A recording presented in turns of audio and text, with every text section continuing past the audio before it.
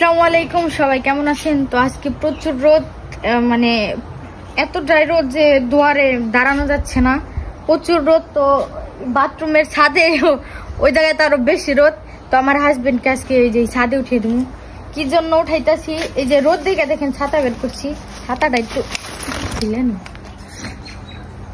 তো আমার হাজবেন্ডটা উঠিয়ে দেবো। হ্যাঁ, এই যে রোদ দেখে আমি ছাতা নিচ্ছি নয়, কালো হয়ে যাম গা, এমনি রানতে রানতে কালো হয়ে গেছি গা। কেনিকা ছাদে উঠাইতেছি, আমি কোথায় হইতেছি আহি সাথে হচ্ছে আমিও ছাদে উঠতেছি। আমার হাজবেন্ডকে মানে ছাতা ছাড়াই উঠাইতেছি, আর আমি ছাতা নিয়ে উঠতেছি, কারণ সে কালো হইলেও আফসোস নেই, তো আমি কালো হইলে বেজাল আছি। তো দেখেন এই যে ছাদে আমি উঠতেছি চঙ্গ দিয়ে। তো সাথে নিচ্ছি হচ্ছে যে প্রথমত ছাতা, প্রচুর রোদ, আর হচ্ছে মগ, এদিকে হচ্ছে বালতি, বালতির ভিতরে আছে এই যে এটারই কই হুইলের ফাঁকি সাবান, তারপর হচ্ছে সুবা। তো এগুলা কিনিকা নিতেছি, অপেক্ষা করেন আপনারা দেখার জন্য, সবাই বুঝতে পারবেন দেখলে আমরা কি করতে যাচ্ছি। সবাই আমাদের ভিডিওতে চোখ রাখুন। তো এখন উঠতেছি, আমার তো অনেক ভয় লাগতেছে। আমার হাজবেন্ডকে আগে উঠাইতেছি, তারপর আমি উঠতেছি। তুমি যে উঠতেছ, আরে কেমন ওরে বাবা, কেমন রোদ দেখো না, আমি এলো ইয়ে জমগা কালো হয়ে জমগা। আচ্ছা উঠো। হাইরে কষ্ট রে, দেহ শুয়ে লেগেছে গা, অনেক কষ্ট করে উঠছি। এ নাই জোর করে টান দিছো, হেসরে নিয়েছ, উঠারো না কি করবো তোমাদের, শুয়ে লেগেছে গা। তো এই যে দেখেন কোন উঠে দিছে আমার হাজবেন্ড, পুরা রোদের মধ্যে বুঝছেন, মানে খুব জ্বালাতন বোধ করতেছে। তো এই যে এই কাজটা করার জন্য আজকে উঠিয়ে দিছি, টাঙ্কি পরিষ্কার করার লেগে। আর আমি হচ্ছে এদিকে ছাতা নিয়ে আসি, দেখেন প্রচুর ময়লা হয়েছে না। এটা ধরো, দেখেন গাইস টাঙ্কির ভিতরে কত ময়লা। আপনারা সবাই টাঙ্কি 2 মাস 1 মাস পরে পরে ভালো করে ধুইবেন, কারণ টাঙ্কিটার ভিতরে অনেক ময়লা জমা হয়েছে। এখন অনেকটা গরম না, কম, এখন তো কম গরম, ওই পানি নিচে আছে তো কতগুলো ময়লা দেওয়ার ভিতরে। আর আরেকটা বিষয় কি জানো, কি এইটার ভিতরে আইসে যদি 2টা ঘুরান দেই, কোন দিকে পড়ছিল কোন দিকে পড়বো কিছু বুঝা পারবো না। আমি আইলে চলে গেছিলাম, দেখো কত ময়লা।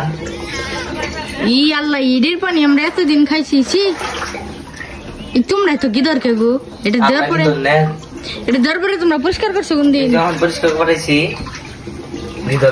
তুমি যে খাও এই পানি। আচ্ছা আমি তো জানতাম না, কও জানতাম না, আমি তো আগে কইছি যে টাঙ্কির পানি আমার খেয়ে ওটা, টাঙ্কির পানি তখন ময়লা হয়েছে। তো এরকম কইরা বুঝছেন সবাই কমসে কম 2-3 মাস পর পর টাঙ্কি পরিষ্কার করবেন, কারণ এই পানিগুলো আমরা পান করি। যদি এরকম পানি কেউ পান করেন তাহলে অসুস্থ হয়ে যাবে। টাঙ্কি পরিষ্কার করে ভালো পানি পান করবেন আর সুস্থ জীবনযাপন করবেন। দেখেন এই যে আমার হাজবেন্ড সাথে ফুল পাউডার দিয়েছি, একটা বালতি নিয়েছি পানি ওখানে মিলে, আর মগ, আর এই যেটা পরিষ্কার করুন ধুইলে। বাবা ওইটুকু বালতি উঁচা করো, বালতির ভিতরে তুমি উঁচা করো, ধরো তুমি দাঁড়াও।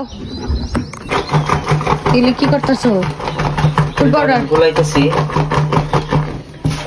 এতগুলা পানির মধ্যে ফুল পাউডার গুলো উচিত হয় না, একটু কমান নাকছে। এই যে এইভাবে ঢালার লাগে, ধরলে মনে করেন অনেকটা পরিষ্কার হয়। তারপর ভালোভাবে সুন্দর ভালো পানি দিয়ে মোটর চালু করে তারপরে এটা ফোম দিয়ে পরিষ্কার করে নিতে।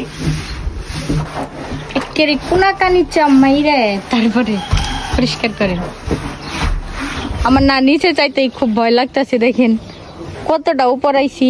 ওই যে আমাদের বাড়ি। আচ্ছা এই যে এই দিক দিয়ে তো পরিষ্কার হলো, যে নিচে যে কালা কালা যে অংশগুলো আছে ওঠে নাকি, হলুদ হলুদ, এগুলো কি উঠে না?